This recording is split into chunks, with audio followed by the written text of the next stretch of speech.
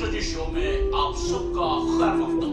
बहुत जमाने बीते पुराने वक्तों की बात है।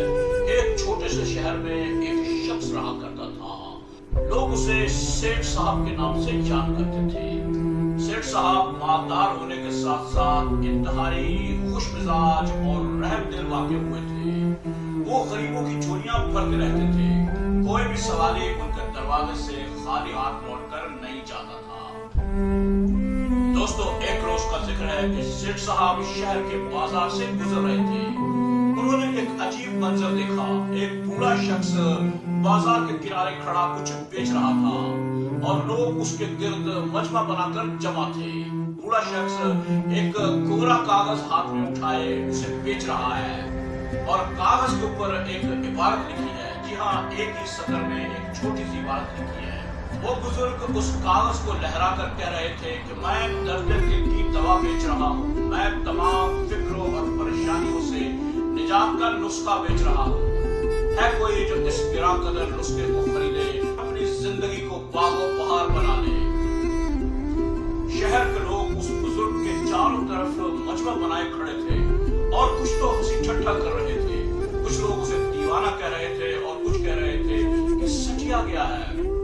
एक शख्स ने आगे बढ़कर कहा, बड़े मियां, दर्द दिल की दवा, फिक्र और परेशानी से बचने का दुनिया में सिर्फ एक ही नुस्खा है। वो है जय कलदार बज कलदार।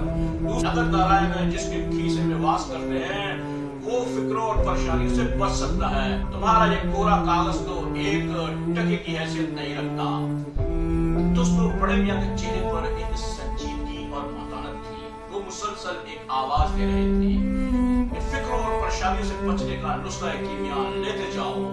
जो शख्स इस कागज को खरीदेगा वो जिंदगी में कामयाबियां हासिल करेगा। ये सोचकर सेठ साहब का तजस्सुस बढ़ता गया। वो मजमे को जीतते हुए आगे बढ़े और बुजुर्ग के पास पहुंचे। बुजुर्ग के हाथ में एक सफेद रंग का कागज था और जानते हैं उस कागज पर क्या तहरीर लिखी थी? उस पर लिखा था, ये वक्त गुजर जाएगा। सेठ साहब की समझ में कुछ ना आया। आखिर इस तहरीर का क्या मतलब हो सकता है? बड़े मियां, ये कागज कितने में बेचेंगे? बुजुर्ग ने कहा कि 2 दीनार में। 2 दीनार बुजुर्ग के हवाले करके उन्होंने वो कागज का टुकड़ा लिया और उसे अपनी जेब में रख लिया। फिर उन्हें ख्याल आया कि ये कागज का टुकड़ा यकीनन कोई काम की चीज होगा, मैं इसे जाया नहीं करूंगा।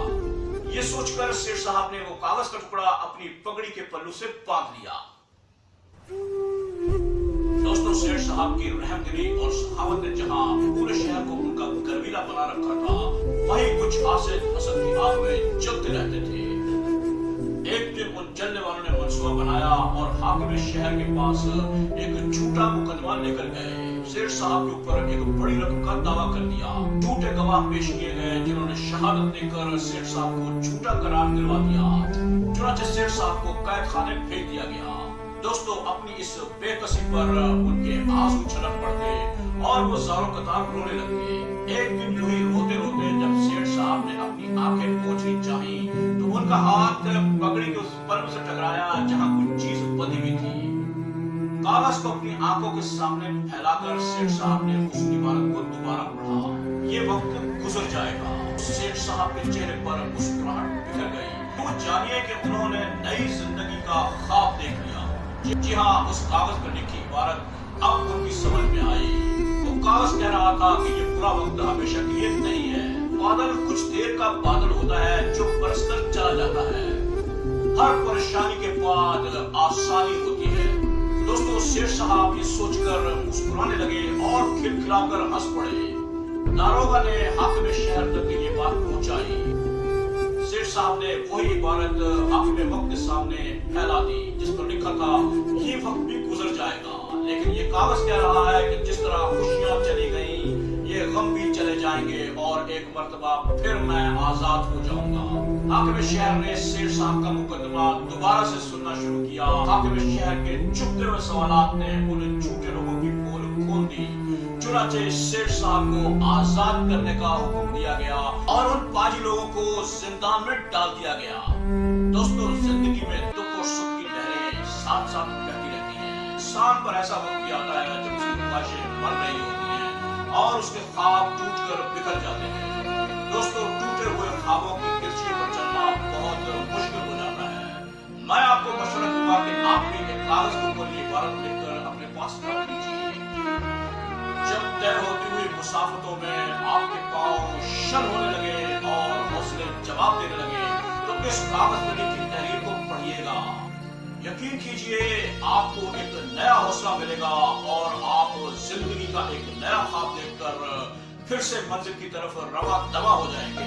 वीडियो पसंद आया हो तो लाइक कीजिए, शेयर कीजिए और आते रहिए मास्टर जी शो पर।